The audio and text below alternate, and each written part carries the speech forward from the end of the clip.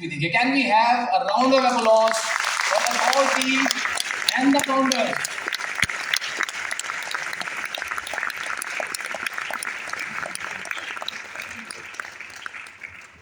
Now I request Mr. Saurabh Kumar, the Chief Academic Officer at VMC, to honor छोटे भैया Shri Shyam Mohan Gupta ji. Saurabh sir, I request you to please come on stage and honor. Can we have a round of applause?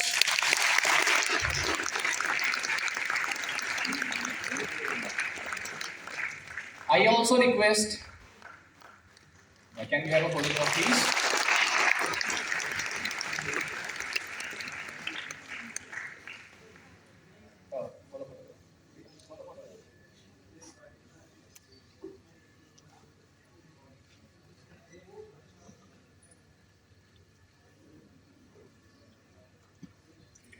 I also request Mr. Abhishek Sharma, Chief Business Officer at VMC, to come on stage and honor Bade Bhaiya Shri Brij Mohan Gupta ji. Can we all applaud? Thank you. Please, sir.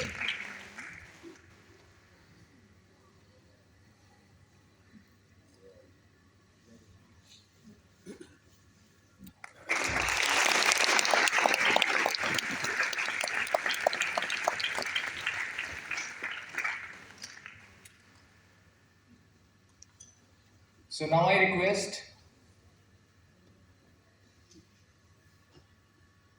see, this is the best part at VMC. Virat Kohli के पास एक coach है, हमारे पास और आपके बच्चों के पास बहुत सारे मेंटोर्स और कोच हैं VMC में.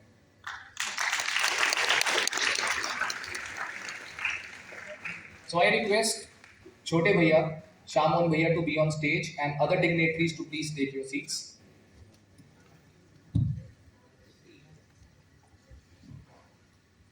छोटे भैया Shri Shyam Mohan Gupta ji, the god of physics, someone who has cracked IIT Delhi in his class 11th way back in 1980. A humble personality, extremely humble personality at VMC, the co-founder of VMC. So I request Bhaiya to take the stage and please grace our audience with your wisdom. Can we have another round of applause for Bhaiya? Thank you so much. Bhaiya, over to you. Thank you. Good morning friends. आज का जो हमारा event है उसको organise करने के 3 purpose हैं. First purpose is that we want to highlight what Vidya Mandir classes has done in the last 35 to 40 years.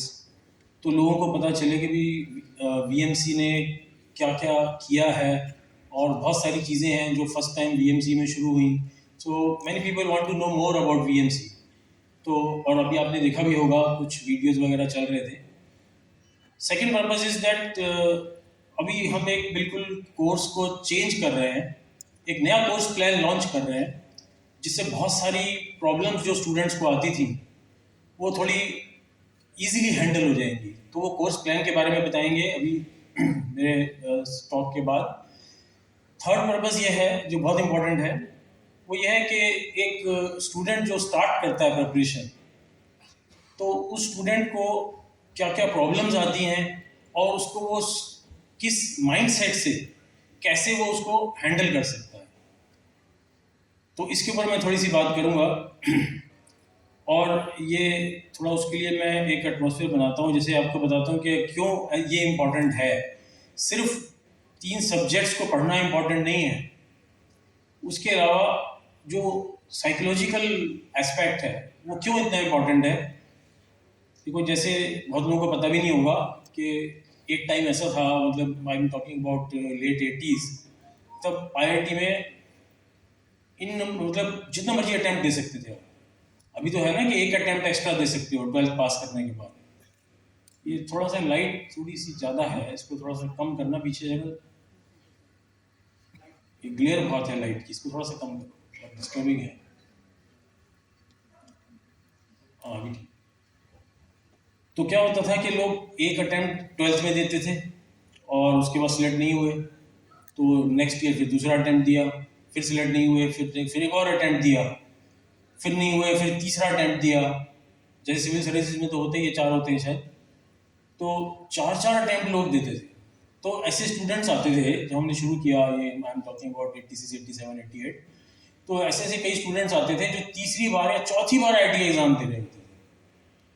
तो अब जो स्टूडेंट 4 बार दे रहा है, 3 बार दे चुका है, कि कितना सिलेबस करेगा, सारा कंटेंट तो कर ही लिया होगा, कोर्स तो कंप्लीट 12th में ही हो जाता है, बोर्ड का एग्जाम होता है, सारा कोर्स कंप्लीट करना होता है, 11th का एग्जाम होता है, 11th का कंप्लीट करना होता है। तो क्या हो रहा है कि वो इतना टाइम ले रहा है, 3 साल हो गए, 4 साल हो गए।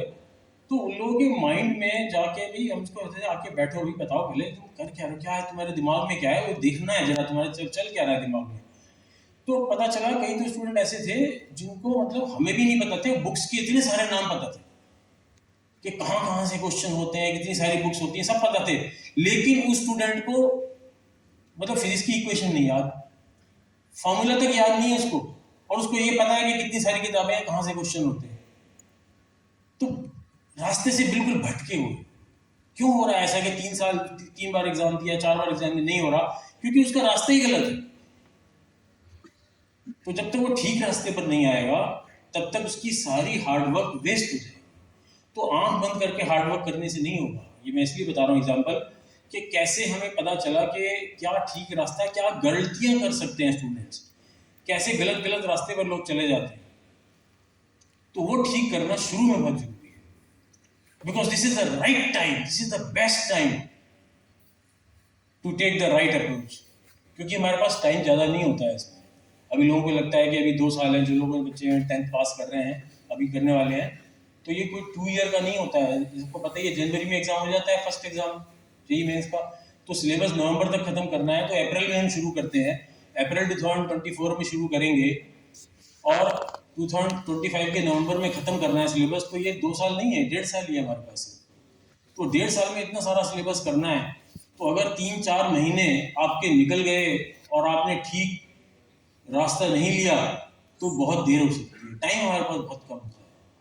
तो फ्रॉम बिगिनिंग अगर ठीक काम होता रहा तो आगे का रास्ता बहुत आसान है। तो जब जो स्टूडेंट जाता है प्रिपेयर करने, तो ये बहुत इंपॉर्टेंट है। सबसे इंपॉर्टेंट बात है ये कि उसके माइंड में क्या है, कैसे देख रहा है वो, मुझे क्या करना है 2 साल में, उसका माइंड सेट क्या है। तो उसमें मैंने ऑब्जर्व किया है कि ये 3 टाइप के स्टूडेंट होते हैं। ये आपको याद रखना, टाइप 1 में किसको बोल रहा हूँ। टाइप 1 में बोल रहा हूँ जो मतलब 75% स्टूडेंट तो ऐसे ही होते हैं।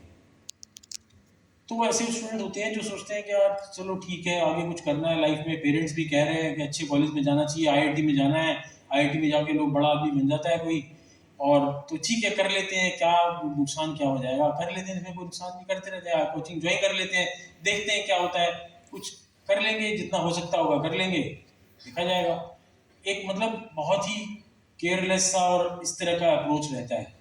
पता भी नहीं होता है कि आगे क्या करना है, क्या डिफिकल्टी आने वाली है, कितनी पढ़ाई करनी है, ये सब मालूम भी नहीं होता है। एक तो इस टाइप के स्टूडेंट होते हैं। एक इस टाइप के स्टूडेंट होते हैं जो बहुत ज़्यादा जिद होती है कि यार मुझे तो IIT बॉम्बे में कंप्यूटर साइंस में ही जाना है, यही बेस्ट है, मुझे तो इसमें जाना है, मुझे तो गूगल का CEO बना था कोई IIT का आदमी, मुझे वही बनना है, मैं तो दिन रात बस यही करना ही करना है, किसी भी हालत में करना है, एक मतलब 1 डिजिट रैंक लेना है, मुझे 2 डिजिट रैंक लेना है, लेके ही रहना है। एक ये टाइप होती है जो बहुत कम होती है। लेकिन इस टाइप के स्टूडेंट का को क्या प्रॉब्लम आती है वो हमें थोड़ी देर में बताता हूँ, कि टाइप 1 वाले स्टूडेंट को क्या प्रॉब्लम आती है, टाइप 2 वाले स्टूडेंट को क्या प्रॉब्लम आती है। और एक तीसरी टाइप जो बहुत कम बच्चे होते हैं, वो कहते हैं यार हमें तो पढ़ाई करनी है और अच्छा लगता है पढ़ना, जब चीज़ें समझ में आती हैं, कॉन्सेप्ट समझ में आता है तो बड़ा इंटरेस्टिंग लगता है, प्रॉब्लम सॉल्व करते हैं, प्रॉब्लम हो जाता है, बड़ा मज़ा आता है, हमें तो मेहनत करनी है और अच्छा हो ही जाएगा जब मेहनत करेंगे। तो कोई इंस्टीट्यूट को ज्वाइन करेंगे, जो वहाँ टीचर बताएंगे हम करते रहेंगे और बस हार्ड वर्क करेंगे और जो होगा अच्छा ही होगा उसके बाद। ऐसा नहीं है कि ऐसा कोई स्टूडेंट नहीं होता, ऐसे स्टूडेंट मैंने खुद देखे, बहुत होते हैं ऐसे स्टूडेंट जिनको बस पढ़ने में मजा आता है। तो सबसे ज़्यादा स्मूथ सेलिंग, जो स्मूथ जर्नी होती है वो इस टाइप के स्टूडेंट की होती है। This is the ideal mind set with which you should go. तो ये मैं आइडिया देने की कोशिश कर रहा हूँ स्टूडेंट्स को। बहुत सारे पेरेंट्स भी हैं, पेरेंट्स से भी थोड़ी सी बात एंड में करेंगे बाद में। तो जब हम जाते हैं तो देखो ये तीनों टाइप के स्टूडेंट्स को किस किस टाइप की प्रॉब्लम्स आती हैं समझने के लिए देखते हैं कि क्या क्या चैलेंजेस होते हैं। मैं अपनी सारी बात ना 3 पॉइंट्स के फॉर्म में कर रहा हूँ। 3 टाइप के चैलेंजेस आते हैं। पहला चैलेंज तो ये आता है जब आप जाते हो 10th के बाद कि जो सिलेबस होता है हमारा, जो हमारा सिस्टम है, उसमें जो हमारा 10th to 11th चेंज होता है वो बहुत ड्रास्टिक चेंज है। जो 11th क्लास का सिलेबस है वो बहुत वास्ट होता है 11th और 12th का, और सिर्फ कंटेंट ज़्यादा नहीं होता है, वो एक ज़्यादा डिटेल में जाना पड़ता है, डिफिकल्ट लेवल होता है, बहुत कुछ समझना पड़ता है। अभी क्या होता है कि बच्चे 10th में पढ़ते हैं तो मैथमेटिक्स होता है, बहुत ही सिंपल होता है, और फिजिक्स केमिस्ट्री तो बहुत ही मिसलीडिंग होता है। मतलब वो ऐसा नहीं होता है कि फिजिक्स केमिस्ट्री की तरह नहीं होता है, वो ऐसा लगता है कि मैं 10th की बुक देखता हूँ तो बड़ी डिसअपॉइंटमेंट होती है कि ये तो ऐसे पढ़ाया जा रहा है जैसे कि हिस्ट्री ज्योग्राफी पढ़ाई जाती है, साइंस ऐसे थोड़ी पढ़ाई जाती है, क्योंकि उन्हें सबको पढ़ाना है। 10th के सिलेबस में क्या करना है, उन्होंने उसको भी पढ़ाना है, वही जिसको आगे ह्यूमैनिटीज़ में जाना है उसको पॉलिटिकल साइंस करनी है, ऐसे आदमी को भी पढ़ाना है जिसको भी सीए बनना है, कॉमर्स में जाना है। तो वो डरते हैं कि ज़्यादा मुश्किल चीज़ें मत रखो 10th में, तो उसको अवॉइड करने के चक्कर में 10th का जो फिजिक्स केमिस्ट्री का होता है, स्पेशली फिजिक्स का बोलूँगा, और मैथ्स का बहुत सिंपल होता है, बहुत ज़्यादा बेसिक होता है। तो अचानक क्या होता है 11th में जब लोग आते हैं तो 11th में बहुत ड्रास्टिक चेंज होता है, बहुत ज़्यादा नई चीज़ें आ जाती हैं, बहुत डिफिकल्ट चीज़ें आ जाती हैं। तो उसको कैसे सडन चेंज को हैंडल किया जाए, इसी में ही बहुत सारे स्टूडेंट्स को 4-5 महीने लग जाते हैं और तब तक बहुत देर हो चुकी होती है। ये सब एक चैलेंज है बहुत बड़ा, और हमने जो नया कोर्स लॉन्च किया है वो इस चैलेंज को बहुत अच्छे से एड्रेस करता है। तो ये नंबर 1 था, चैलेंज नंबर 1। चैलेंज नंबर 2 क्या है कि अभी हमारा जो टेस्ट होते हैं, एग्ज़ाम होते हैं, वो बहुत ही डिफरेंट हो जाते हैं। अभी तक जो पिछले 5-6 साल से 6, 7, 8, 9, 10th में जो बच्चे स्कूल में एग्ज़ाम दे रहे होते हैं, टेस्ट दे रहे होते हैं, तो उसमें क्या होता है कि जो आपने पढ़ लिया, बस एक बार आपने कंटेंट कर लिया तो आपका टेस्ट अच्छा हो ही जाएगा। आपने जो पढ़ा वही पूछा जाएगा, आपको एक फॉर्मूला बताया गया तो उसमें 3 वेरिएबल हैं, 2 की वैल्यू गिवन होगी, तीसरे की निकालनी होगी, बस आपको इक्वेशन याद रखनी है और वो न्यूमेरिकल हो जाएगा। या आपको कोई शॉर्ट नोट याद करना है किसी चीज़ के ऊपर, वो एज इट इज़ आपको याद है तो वही पूछेंगे कि right A note on this, वो लिखाओगे आप। जो आप करके जा रहे हो वही डायरेक्टली पूछा जाएगा, है ना। स्टूडेंट्स को समझ में आ रहा होगा, ये ऐसे ही होता है ना। अब क्या होता है जब आप इस तरह की जेई प्रिपरेशन में आ जाते हो तो उसमें जो आप पढ़ के जाते हो डायरेक्टली तो पूछा नहीं जाता। वो उसमें ये तो नहीं पूछा जाता आपने फॉर्मूला कर लिया, जैसे सब लोग बैठे हैं स्टूडेंट 9th में किया हुआ फॉर्मूला ना, कि अगर एक हाइट से एक पार्टिकल को ड्रॉप करे तो कितने टाइम बाद नीचे फ्लोर पर लैंड करेगा, टाइम निकालना है, एक इक्वेशन है, उसमें इनिशियल वेलोसिटी को 0 डाल दोगे निकल ही जाएगा वो। अब ऐसे नहीं पूछा जाएगा ना, अब कुछ और पूछा जाएगा। अब ऐसे पूछा जाएगा कि ग्राउंड से एक पार्टिकल को थ्रो कर दिया स्टोन को, तो एक सर्टेन हाइट को वो 2 बार क्रॉस करता है, ऊपर जाते टाइम क्रॉस करता है, नीचे आते टाइम क्रॉस करता है, तो अलग अलग टाइम पर क्रॉस करता है। वो टाइम दिए हुए हैं T1 T2, और अब बताना है कि वो जो हाइट होगी वो T1 T2 की फॉर्म में क्या होगी। I am just trying to give an idea कि एग्जाम में कुछ बिल्कुल नई चीज पूछी जाती है जो आप पढ़ के जाते हो उस पर बेस्ड होती है, उसको यूज करके वो सॉल्व हो सकती है, लेकिन डायरेक्टली नहीं पूछी जा रही है। तो एग्जाम क्यों डिफरेंट होता है, खाली मैं इतना बोल दूंगा एग्जाम डिफरेंट होता है तो समझ में नहीं आएगी बात। अभी मैं इस तरह से बोल रहा हूँ कि स्टूडेंट्स को तो बहुत इजीली समझ आ रहा होगा, ये पेरेंट्स को भी थोड़ा समझ में आ रहा होगा। तो जब एग्जाम इतना डिफरेंट हो जाता है तो उस एग्जाम में परफॉर्म करना एकदम से पॉसिबल नहीं है। उसको एग्जाम में परफॉर्म करने के लिए उस तरह के बहुत टेस्ट देने पड़ते हैं, बहुत बार फेल होना पड़ता है। तो ये जो जर्नी होती है इसमें टेस्ट होते हैं तो अचानक स्टूडेंट्स के मार्क्स कम आ जाते हैं। तो एक चैलेंज ये होता है कि हमारे टेस्ट बढ़ गए। तो ये चैलेंज नंबर 1 था कि कंटेंट में बहुत ज़्यादा ड्रास्टिक डिफरेंस है। नंबर 2 हो गया कि हमारे टेस्ट बहुत ज़्यादा डिफरेंट हो गए। अब नंबर 3 वो क्या है, वो ये है कि अब हमें 2 जगह प्रिपरेशन करनी है। अब हमें 2 जगह प्रिपरेशन करनी है क्योंकि हमें स्कूल के एग्जाम भी देने हैं, और अब हमें जो हम जेई की कोचिंग ले रहे हैं, जेई का इंस्टीट्यूट ज्वाइन कर रहे हैं, वहाँ पे टेस्ट भी देने हैं। और पढ़ाई में थोड़ा फर्क भी होगा, सब्जेक्ट का भी, वहाँ 2 सब्जेक्ट एक्स्ट्रा होते हैं स्कूल में, फिजिक्स केमिस्ट्री मैथ्स के साथ इंग्लिश भी होता है और एक और सब्जेक्ट होता है। तो एग्ज़ाम भी डिफरेंट टाइप का होता है, स्कूल का डिफरेंट टाइप का एग्ज़ाम होता है, और सिलेबस भी कभी कभी अलग हो जाता है कि स्कूल में एक चैप्टर हुआ हो गया है और यहाँ नहीं हुआ है, तो एक बच्चे ने नहीं किया तो उसको प्रॉब्लम आती है, कई तरह की प्रॉब्लम आती है. That is the third challenge is balancing the school studies and exams along with the studies and exams in the JEE preparation. तो ये तीन मेन चैलेंजेस में सारी बात आ जाती है. 10th to 11th का जो कंटेंट का जंप हो गया, टेस्ट डिफरेंट हो गया, और स्कूल और जेई का जो दोनों का तरफ का हमें कंट्रोल करना है, एक ये चैलेंज हो गया. तो ये तीनों चैलेंजेस को हैंडल करने में क्या क्या प्रॉब्लम्स आती हैं वो देखते हैं, और क्या ठीक रास्ता है वो देखेंगे तो सारी बात कंप्लीट हो जाएगी. उसके बाद बात करेंगे कि पेरेंट्स को क्या चीज़ों का ध्यान रखना चाहिए, वो बाद में बात करेंगे. तो अब जैसे चैलेंज नंबर 1 की बात करें, अब एक स्टूडेंट जब प्रिपरेशन शुरू करता है तो जब वो ज्वाइन करता है, क्लास में आता है, थोड़ा एंथुजियाज्म होता है, बड़ा जोश होता है, तो स्टूडेंट आते हैं, अटेंड करते हैं क्लास, सुनते हैं ध्यान से. पहले तो ये होता है कि यार बहुत कुछ कराया जा रहा है क्लास में, एक क्लास 2 घंटे की है अगर तो इतना कुछ कराया जा रहा है, क्योंकि टीचर्स को उसका सिलेबस खत्म करना है, 1.5 साल भी नहीं है, रिवीजन भी करनी होती है बच्चों को. तो काफ़ी सारी चीज़ें एक क्लास में पता चला कि कराई जा रही हैं. स्कूल में 35 मिनट्स की क्लास होती थी, यहाँ 2 घंटे की क्लास हो रही है, और एक के बाद एक चीज़ें हो रही हैं, नई चीज़ें हो रही हैं. तो एक उसको मैं सुनूं या कॉपी में नोट करूं, एक बहुत ही मतलब बर्डनिंग हो जाता है अचानक. तो ऐसे करते करते एक क्लास, 2 क्लास, 3 क्लास, 1 महीना हो गया. तो उस 1 महीने में पता चलता है कि यार इतना कंटेंट होता जा रहा है. पहले दिन गए घर जाके रिवाइज किया, लगा समझ में तो आ गया है, तो ठीक है, आसान है, लग रहा है आसान है, समझ में आ गया, रिवाइज किया, कॉपी खोल के देखा, ठीक लगा, चलो अब कुछ और करते हैं, प्रॉब्लम्स करते हैं, किसी और बुक में से प्रॉब्लम्स करते हैं. ये सब चीज़ें जो लोग करते हैं, जिनके साथ होता है, बता रहा हूँ, इसमें क्या गड़बड़ हो रही है वो भी बात करेंगे. तो फिर नेक्स्ट क्लास में आए, ठीक है, थोड़ा आदत हो गई ध्यान से सुनने की, 2 घंटे की, वो भी चलो हो गई हैबिट, तो सुन लिया, घर आके किया. फिर ऐसे करते करते 1 महीना निकल गया. फिर धीरे धीरे ऐसा लगना शुरू हुआ 1 महीने बाद कि कोई टेस्ट हुआ, क्लास टेस्ट, तो ये हुआ कि यार जो फर्स्ट वीक में हुआ था वो सारा भूल रहा है. क्यों भूल रहा है? क्योंकि इतना कंटेंट हो गया, एक ही चैप्टर में इतनी सारी बातें हो गई, फॉर्मूले नहीं है बस खाली, बहुत सारे आइडियाज, बहुत सारी टिप्स, बहुत सारी थ्योरम, इतना कुछ हो गया कि पुराना लग रहा है, भूल रहा है. जब क्लास अटेंड करके आए थे लग रहा था कभी नहीं भूलेगा, तो याद रहेगा हमें, बहुत आसान है. अब लग रहा है कि वो सारा भूल रहा है. तो अब टेस्ट हो रहा है, तो चलो कैसे करें, सारा याद करें. अब टेस्ट हुआ तो पता चला कि यार क्वेश्चन, ऐसा फीलिंग हो रही है टेस्ट के बाद कि आते भी थे, लेकिन पता नहीं क्यों बहुत अच्छा पेपर नहीं हुआ, और मार्क्स आए तो पता 70% आ गए.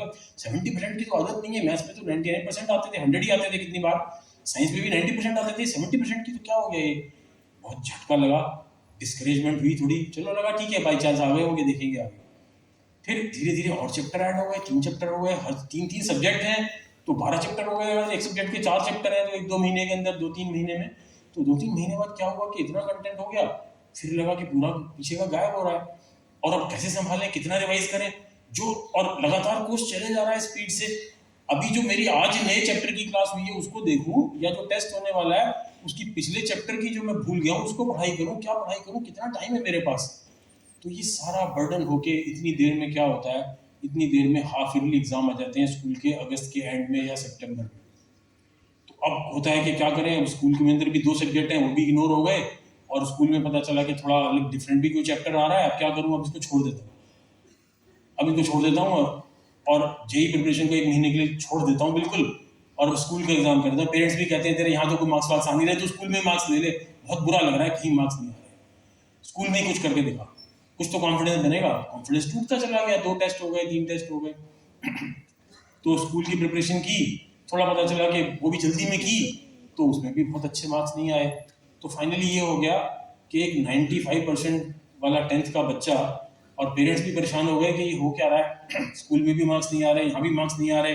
हम देखते भी हैं बच्चा पढ़ाई करता है, सुबह जाता है, दोपहर को स्कूल जाता है, रात को घर आता है 10 बजे, सब कुछ कर रहा है, फिर भी कुछ हो नहीं रहा है, तो ये क्या है. तो ये कोई डराने वाली बातें नहीं है, लेकिन ये रियलिटी है जो होती है. मैं ये बोलूँगा कि मोर देन 75% स्टूडेंट्स के साथ होती है, और ये वही हो रहा है कि वो कंटेंट का जो डिफरेंस था